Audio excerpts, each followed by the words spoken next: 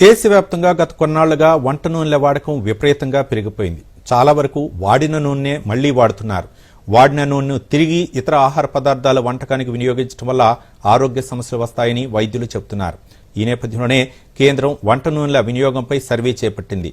భారత అర్ధ గణాంక శాఖ వెబ్సైట్లో ఈ సర్వేకు సంబంధించిన 24 ప్రశ్నలను ఉంచింది. దీనిపై మరిన్ని వివరాలు ఇప్పుడు చూద్దాం. వంట నూనె లేని ఇల్లు ఉండదు. ఏ వంటకం చేయాలన్నా నూనె తప్పక ఉండాల్సిందే. అయితే కొన్నాళ్లుగా భారత్లో వంట నూనెల వినియోగం పెరిగిపోయింది. మరోవైపు భారత్లో ఆయిల్ సీడ్స్ ఉత్పత్తి కూడా తగ్గిపోవడంతో వంట నూనెలు విదేశాల నుంచి దిగుమతి చేసుకోవాల్సిన పరిస్థితులు నెలకొన్నాయి.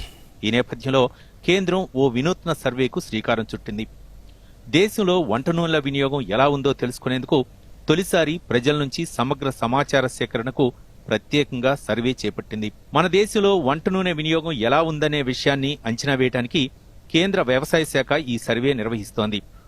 భారత అర్ధ గణాంక శాఖ వెబ్సైట్లో ఈ సర్వేకు సంబంధించిన 24 ప్రశ్నలను ఉంచింది. ఆన్లైన్లో అభిప్రాయాలు చెప్పడానికి ఈ నెల 23 వరకు గడువు ఇచ్చింది.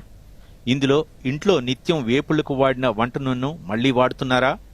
వంట నూనెలు అధికంగా వాడితే ఆరోగ్య సమస్యలు వస్తాయని మీకు తెలుసా? డీప్ ఫ్రై ఆహారాన్ని మీ ఇంట్లో తరచూ తింటున్నారా? ఇలాంటి 24 ప్రశ్నలను ఉంచింది. వీటిలో కొన్ని ప్రశ్నలకు అవును కాదు అని, కొన్నింటికి నిర్దిష్ట సమాధానాలను ప్రశ్న కిందే ఉంచింది.